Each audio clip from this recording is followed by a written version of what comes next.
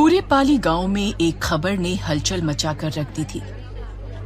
किसी को यकीन नहीं हो रहा था कि सदियों से गांव के जिस नियम को तोड़ने की किसी ने हिम्मत नहीं दिखाई थी, उसे एक बंजारन ने चुनौती दी थी। गांव की सभी महिलाएं चौपाल पर इकट्ठा हो गई थी। भागती हुई आई एक औरत ने कहा, क्या बात है बहन, अचानक ये चौपाल किस लिए?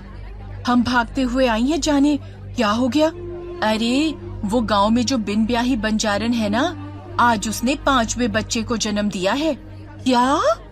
5वां बच्चा, और वो भी बिना ब्याहे? बाप रे, बंजारन को डर नहीं लगता है क्या? डर लगता तो ये सब करती क्या? मुंह में घूंघट दबाए चलती तो बड़ा मटक मटक के है। ना जाने गांव के किस मर्द को अपने जाल में फंसा के ये सब कर रही है। पूरे गांव में बंजारन के 5वें बच्चे का शोर था। सब उस आदमी के बारे में जानने के लिए बेताब थे जिसके साथ बंजारन का संबंध होगा। मर्दों की भीड़ में से एक ने कहा, मानना पड़ेगा भैया, वो औरत है तो अप्सरा। अगर गांव के किसी मर्द का मन डोल गया तो कोई बड़ी बात नहीं है।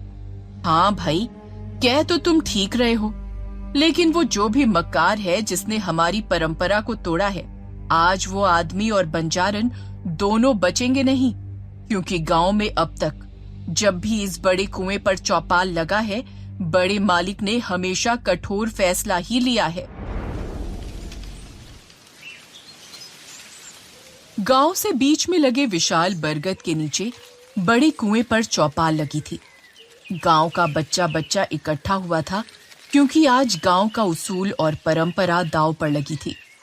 तभी पाली गांव का सरपंच ठाकुर सज्जन सिंह चौपाल की ऊंची कुर्सी पर आकर बैठ गया।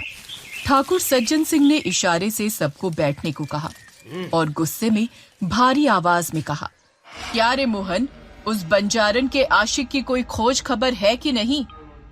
सरपंच ठाकुर का बायां हाथ मोहन फटाक से बोला, नहीं मालिक, वो बंजारन किसी का नाम ही नहीं लेती।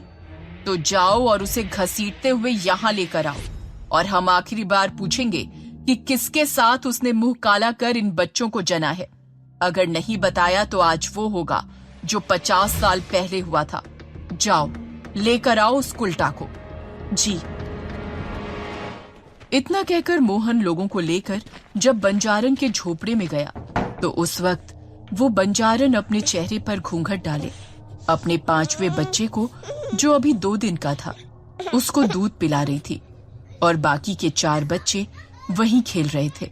बंजारन गांव में लोहे के सामान में धार लगाने का काम करती थी, इसलिए उसके झोपड़े में कई सारे धारदार हथियार भी पड़े थे। अचानक अपने घर इतने लोगों को देखकर बच्चे रोने लगे, और बंजारन जल्दी से अपना घूंघट संभाल बौखलाहट से बोली, मोहन भैया, आप फिर आ गए, और ये सब क्या है? एक अकेली औरत के घर में ऐसे कैसे घुस आया? मोहन हंसते हुए बोला, अच्छा, बहुत सारे नहीं, इसको एक बार में एक ही मर्द चाहिए मुंह काला करने के लिए। सुन, ये सती सावित्री का ढोंग छोड़ और चल चौपाल पर, मालिक ने बुलाया है। मैं कहीं नहीं जाऊंगी, मोहन ने गुस्से में कहा। रघु, इसके बाल पकड़ और ले चल चौपाल, तभी इस कुलटा का मुंह खुलेगा। रघु ने उसके बाल पकड़े और घसीटता हुआ बाहर ले आया। वो चीखती रही, विनती करती रही, लेकिन किसी को उस पर दया नहीं आई। उसके पीछे रोते बिलखते उसके बच्चे आए तो मोहन ने कहा, कैद कर दे इन्हें, पहले इनकी बदचलन माँ से तो निपट ले, फिर मालिक जैसा बोलेंगे वैसा करेंगे पिल्लों का। चलो